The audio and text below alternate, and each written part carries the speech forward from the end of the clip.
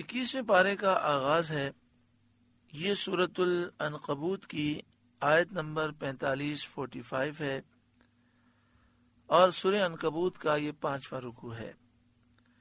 اللہ رب العالمین نے ارشاد فرمایا، اتلو ما اوحی الیک من الکتاب، اے محبوب پڑھیے جو کتاب آپ کی طرف وحی کی گئی، یعنی قرآن شریف آپ پڑھیے کہ اس کی تلاوت عبادت بھی ہے اور اس میں لوگوں کے لیے پند و نصیحت بھی ہے، احکام بھی ہیں، آداب بھی ہیں، مکارم اخلاق کی تعلیم بھی ہے۔ وَأَقِمِ الصَّلَاةَ، اور نماز قائم فرمائیے۔ إِنَّ الصَّلَاةَ تَنْهَى عَنِ الْفَحْشَاءِ وَالْمُنْكَرِ، بے شک نماز منع کرتی ہے بے حیائی اور بری بات سے، یعنی جو شریعت میں ممنوع چیزیں ہیں ان سے نماز روکتی ہے۔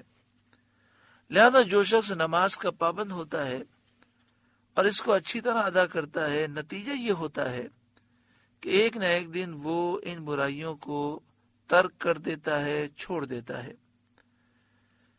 وہ برائیاں جن میں وہ مبتلا تھا ان سے کنارہ کشی اختیار کرتا ہے۔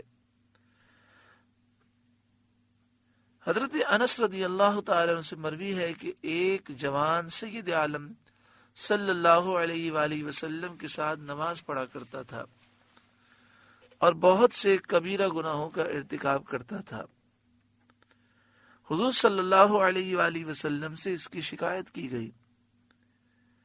آپ صلی اللہ علیہ وآلہ وسلم نے فرمایا، اس کی نماز کسی دن کسی روز اس کو ان باتوں سے روک دے گی۔ چنانچہ بہت ہی قریب زمانے میں، یعنی بہت ہی جلد، اس نے توبہ کی اور اس کا حال بہتر ہو گیا۔ حضرت حسن رضی اللہ تعالیٰ عنہ نے فرمایا کہ جس کی نماز اس کو بے حیائی اور ممنوعات سے نہ روکے وہ نماز ہی نہیں۔ بس اوقات ایسا ہوتا ہے کہ وضو میں غلطیاں ہوتی ہیں، غسل میں غلطیاں ہوتی ہیں، نماز کی شرائط اور فرائض میں، واجبات میں، دیگر چیزوں میں غلطیاں ہوتی ہیں، جس کی وجہ سے نماز کی برکتیں عام طور پر حاصل نہیں ہوتی۔ ہمیں چاہیے کہ ہم نماز کو ظاہری اور باطنی آداب بجا لا کر صحیح طور پر ادا کریں، پابندی سے ادا کریں، خشوع و خضوع و توجہ سے نماز ادا کریں اور دین کو سیکھیں، اور جو غلطیاں ہیں نماز میں، وضو میں، غسل میں، ان غلطیوں کو اپنے آپ سے دور کریں۔ بحر شریعت ایک کتاب کا نام ہے اور اسی کتاب کے نام کی وجہ سے مسجد کا نام بحر شریعت رکھا گیا۔ اعلی حضرت امام اہل سنت کے خلیفہ ہیں صدر الشریعہ بدر الطریقہ حضرت علامہ مولانا مفتی امجد علی قادری رحمت اللہ تعالی علیہ۔ آپ نے بڑی تحقیقات کر کے 27 سال میں بحر شریعت لکھی ہے کتاب۔ یہ کتاب ہر مسلمان کے گھر میں ہونی چاہیے، بہت ہی پیاری کتاب ہے۔ اس میں 20 حصے ہیں۔ اس کے دوسرے حصے میں وضو، غسل اور پاکی ناپاکی کے مسائل بیان کیے گئے ہیں، اور تیسرے حصے میں اور چوتھے حصے میں نماز کی شرائط، فرائض، واجبات، سنتیں، مستحبات، کن چیزوں سے نماز ٹوٹ جاتی ہے، کن سے مکروہ ہوتی ہے، سب کا بیان اس کے تیسرے اور چوتھے حصے میں ہے۔ تو ہر مسلمان کو چاہیے کہ بحر شریعت کا دوسرا حصہ، تیسرا اور چوتھا اس کا مطالعہ کرے، جو بات سمجھ میں نہ آئے اس پر نشان لگائے اور کسی سمجھنے والے عالم سے پوچھ لے، سمجھ لے۔ کم از کم زندگی میں یہ 3 حصے پڑھ کر، سمجھ کر اپنے وضو، غسل اور نماز کو ہمیں درست ضرور کرنا چاہیے۔ اللہ تعالی ہماری نمازوں کو درست فرمائے اور نماز کی خوب برکتیں ہمیں عطا فرمائے۔ وَلَا ذِكْرُ اللَّهِ اکبر، اور بے شک اللہ کا ذکر سب سے بڑا ہے، کہ وہ افضل عبادت ہے۔ ساری عبادتوں میں سب سے افضل اللہ کا ذکر ہے۔ ترمذی کی حدیث میں سید عالم صلی اللہ علیہ وسلم نے فرمایا، کیا میں تمہیں نہ بتاؤں وہ عمل جو تمہارے اعمال میں بہتر اور رب کے نزدیک پاکیزہ تر، نہایت بلند رتبہ اور تمہارے لیے سونے چاندی دینے سے بہتر اور جہاد میں لڑنے اور مارے جانے سے بہتر ہے؟ صحابہ نے عرض کیا، بے شک یا رسول اللہ صلی اللہ علیہ وآلہ وسلم، ضرور بتائیے۔ فرمایا، وہ اللہ تعالیٰ کا ذکر ہے۔ ترمذی ہی کی دوسری حدیث میں ہے کہ صحابہ علیہم رضوان نے حضور صلی اللہ علیہ وآلہ وسلم سے دریافت کیا تھا کہ روز قیامت کے دن اللہ تعالیٰ کے نزدیک کن بندوں کا درجہ افضل ہے؟ فرمایا، بکثرت ذکر کرنے والوں کا، جو کثرت سے ذکر کرتے ہیں، قیامت کے دن اللہ کے نزدیک ان کا درجہ سب سے افضل ہے۔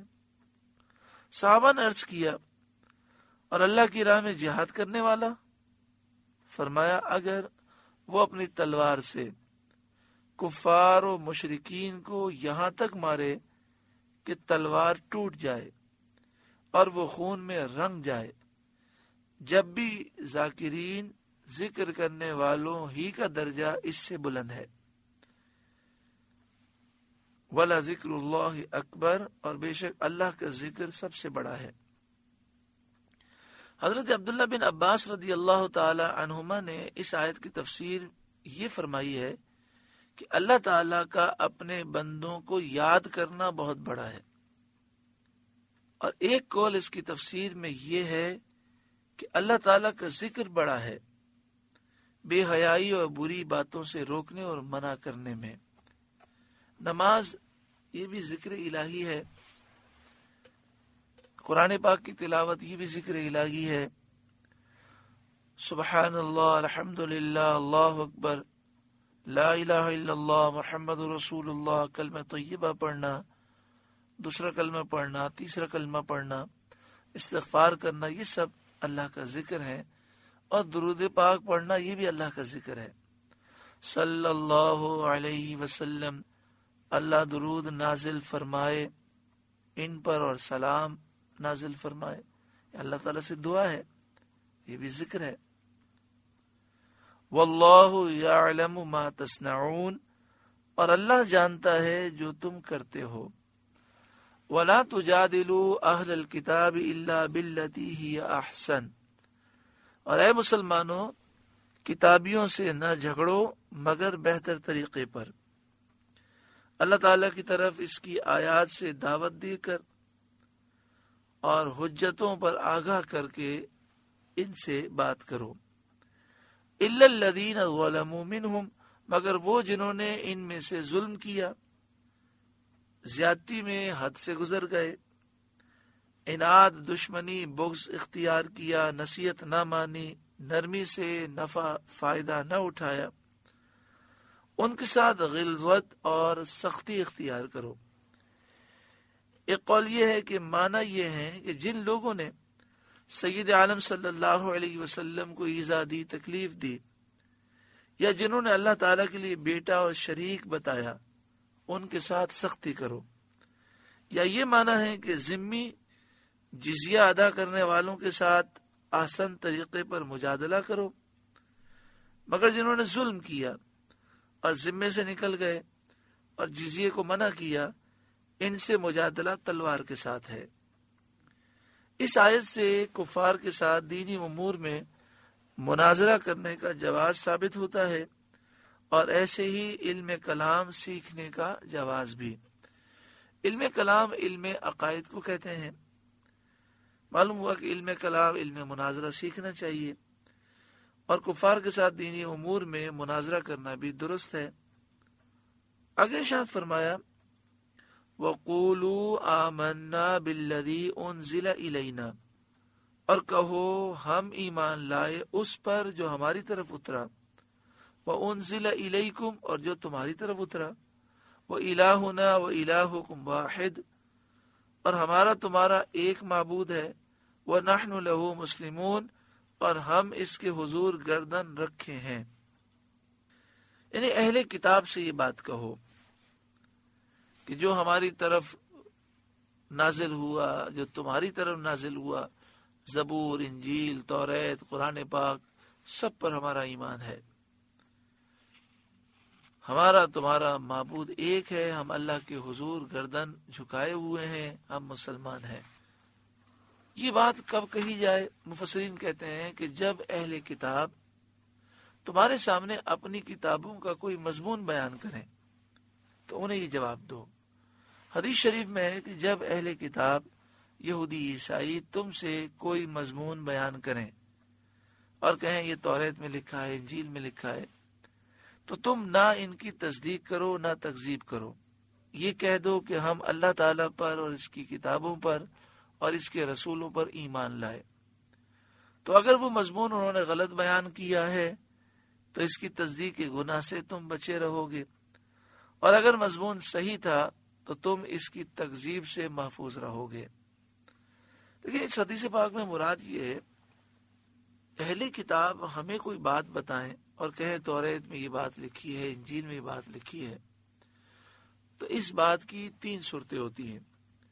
ایک صورت یہ ہے کہ وہ وہی بات ہے جو قرآن پاک اور احادیث طیبہ میں ہے، جو ہماری شریعت میں ہے، تو ہم اس کی تصدیق کر سکتے ہیں، یا وہ ایسی بات ہے کہ جو قرآن و حدیث کی روشنی میں باطل ہے، جیسے اہل کتاب یہ کہیں کہ ہماری کتاب میں لکھا ہے کہ عیسیٰ علیہ السلام اللہ کے بیٹے ہیں، خدا ہے، الہ ہے، معبود ہے، تو ہم فوراً اس کی تکذیب کریں گے، اسے جھٹلا دیں گے اور ہم کہیں گے تم جھوٹ کہتے ہو، تم نے اپنی کتاب میں اگر تحریف کی ہوگی تو یہ بات تم نے لکھ دی ہوگی، ورنہ اللہ نے جو کتاب نازل کی اس میں یہ بات نہیں ہو سکتی۔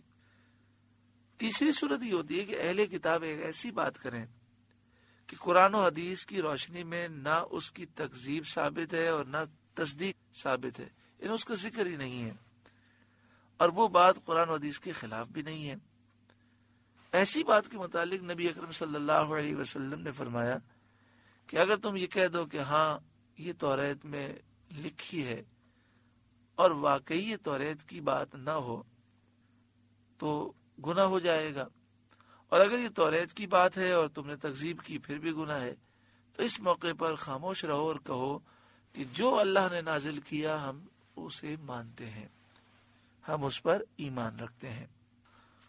آگے ارشاد فرمایا وَكَذَلِكَ أَنزَلْنَا إِلَيْكَ الْكِتَابَ، اور اے محبوب یوں ہی آپ کی طرف کتاب اتاری، یعنی قرآن مجید، فرقان حمید، جیسے یہودیوں عیسائیوں کی طرف اہل کتاب کی طرف توریت انجیل اتاری تھی۔ فَالَّذِينَ آتَيْنَاهُمُ الْكِتَابَ يُؤْمِنُونَ بِهِ، تو وہ جنہیں ہم نے کتاب عطا فرمائی اس پر ایمان لاتے ہیں، یعنی جنہیں توریت دی، جیسا کہ حضرت عبداللہ بن سلام اور ان کے ساتھی ایمان لائے۔ اب یہاں یہ سوال ہوتا ہے کہ یہ سورت مکی ہے اور یہ آیات بھی مکی ہیں، ہجرت سے پہلے نزول ہوا، اور حضرت عبداللہ بن سلام اور ان کے ساتھی مدینے میں ایمان لائے، ہجرت کے بعد ایمان لائے۔ تو اس کا جواب مفسرین نے یہ دیا کہ اللہ تعالیٰ نے اس سے پہلے ان کی خبر دی، اور یہ قرآن کی غیبی خبروں میں سے ایک خبر ہے۔ فَالَّذِينَ آتَيْنَاهُمُ الْكِتَابَ يُؤْمِنُونَ بِهِ، تو وہ جنہیں ہم نے کتاب عطا فرمائی اس پر ایمان لاتے ہیں۔ وَمِنْ هَؤُلَاءِ مَنْ يُؤْمِنُ بِهِ، اور کچھ ان میں سے ہیں جو اس پر ایمان لاتے ہیں۔ وَمَا يَجْحَدُ بِآيَاتِنَا إِلَّا الْكَافِرُونَ، اور ہماری آیتوں سے منکر نہیں ہوتے مگر کافر، ہماری آیتوں کا صرف کافر انکار کرتے ہیں۔ اس آیت کریمہ کو سمجھنے کی کوشش کریں کہ فَالَّذِينَ آتَيْنَاهُمُ الْكِتَابَ يُؤْمِنُونَ بِهِ سے مراد وہ اہل کتاب ہیں کہ جو توریت پر ایمان لائے اور پھر نبی اکرم صلی اللہ علیہ وآلہ وسلم کے اوپر اور قرآن پر ایمان لائے، اور وَمِنْ هَؤُلَاءِ مَنْ يُؤْمِنُ بِهِ سے دیگر کفار مراد ہیں، جیسے اہل مکہ جو نبی اکرم صلی اللہ علیہ وآلہ وسلم پر ایمان لائے۔ وَمَا يَجْحَدُ بِآيَاتِنَا إِلَّا الْكَافِرُونَ، اور ہماری آیتوں سے منکر نہیں ہوتے مگر کافر، جو کفر میں نہایت سخت ہیں۔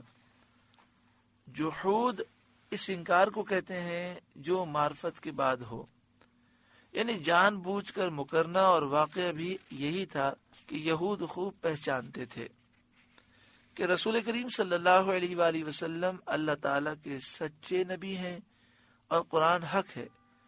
یہ سب کچھ جانتے ہوئے انہوں نے عناداً انکار کیا۔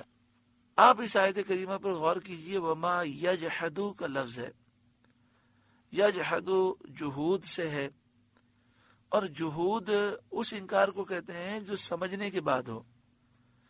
تو جنہوں نے قرآن مجید فرقان حمید کا انکار کیا، نبی کریم صلی اللہ علیہ وسلم کا انکار کیا، یہ وہ لوگ تھے جو نبی اکرم صلی اللہ علیہ وآلہ وسلم کو سچا نبی جانتے تھے لیکن ماننے سے انکار کیا۔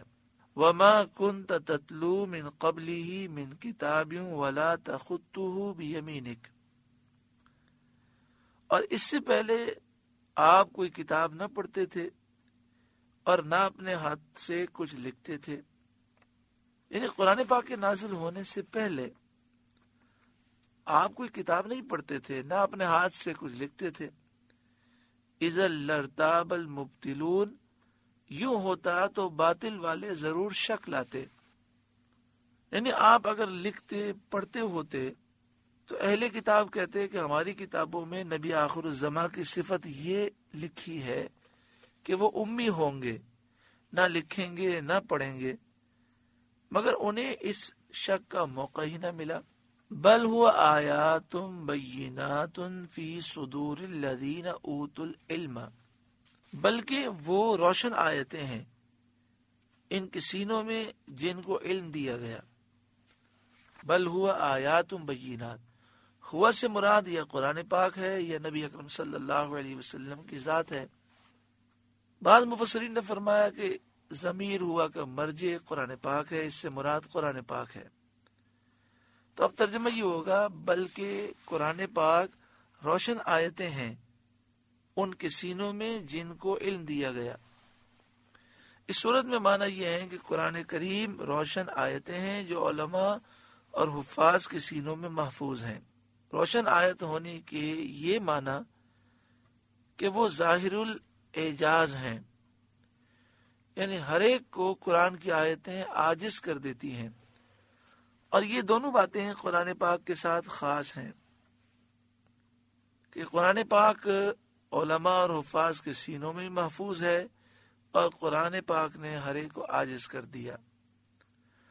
کوئی ایسی کتاب نہیں جو معجز ہو، یعنی کوئی ایسی کتاب نہیں کہ جس کی نقل نہ بنائی جا سکے، لیکن قرآن مجید فرقان حمید وہ کتاب ہے کہ جس کی ایک آیت کی بھی نقل نہیں بنائی جا سکتی، اور نہ ایسی کوئی کتاب ہے جو ہر زمانے میں سینوں میں محفوظ رہی ہو۔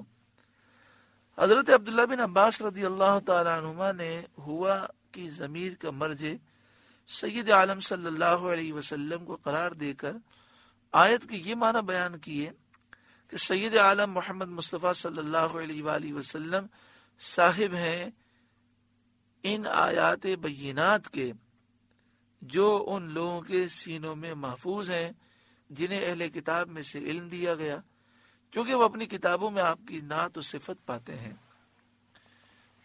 یعنی ہوا کا مرجع رسول اللہ کی ذات ہے، بل ہوا آیات بینات، یعنی نبی اکرم صلی اللہ علیہ وآلہ وسلم صاحب قرآن ہیں، ان آیات بینات کو لانے والے ہیں۔ آگے شاید فرمایا وما یجحد بآیاتنا الا الظالمون، اور ہماری آیتوں کا انکار نہیں کرتے مگر ظالم ہی ہماری آیتوں کا انکار کرتے ہیں، یعنی یہودی جو عنود ہیں، معجزات کے ظاہر ہونے کے بعد بھی جان بوجھ کر عناد اور دشمنی اور بغض کی وجہ سے انکار کرتے ہیں۔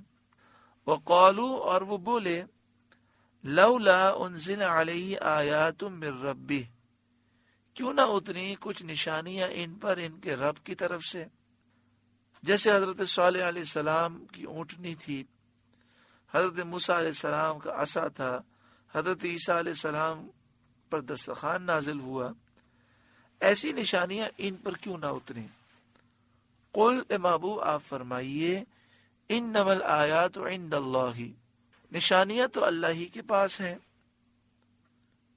حکمت کے مطابق جو چاہتا ہے نازل فرماتا ہے۔ وَإِنَّمَا أَنَا نَذِيرٌ مُبِينٌ، اور میں تو یہی صاف ڈر سنانے والا ہوں، نافرمانی کرنے والوں کو عذاب کا ڈر سنانے والا ہوں، اور میں اسی کا مکلف ہوں، اسی کا پابند ہوں۔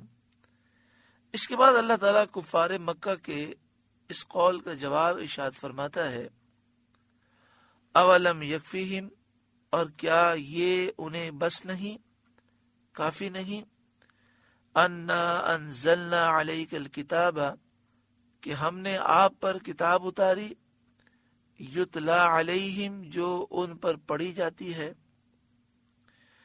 معنی یہ ہے کہ قرآن کریم معجزہ ہے، انبیاء متقدمین کے معجزات سے اتم اور اکمل، اور تمام نشانیوں سے طالب حق کو بے نیاز کرنے والا، کیونکہ جب تک زمانہ ہے قرآن کریم باقی و ثابت رہے گا اور دوسرے معجزات کی طرح ختم نہ ہوگا۔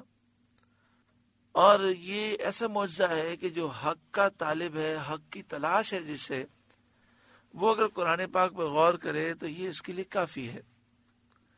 جب تک دنیا باقی رہے گی قرآن کریم باقی اور ثابت رہے گا، دوسرے معجزات کی طرح یہ ختم نہ ہوگا۔ ان فی ذلک لرحمۃ وذکریٰ لقوم یؤمنون، بے شک اس میں رحمت و نصیحت ہے ایمان والوں کے لیے۔ ان فی ذالک، بے شک اس میں لرحمہ، ضرور رحمت ہے۔ قرآن پاک میں اللہ نے رحمت کو رکھا، وذکریٰ، اور نصیحت ہے، لقوم یؤمنون، اس قوم کے لیے جو ایمان لاتی ہے۔ سورہ عنکبوت کا 5واں رکوع مکمل ہوا۔ اللہ تعالیٰ اس رکوع کے نور سے ہمارے قلوب کو روشن اور منور فرمائے۔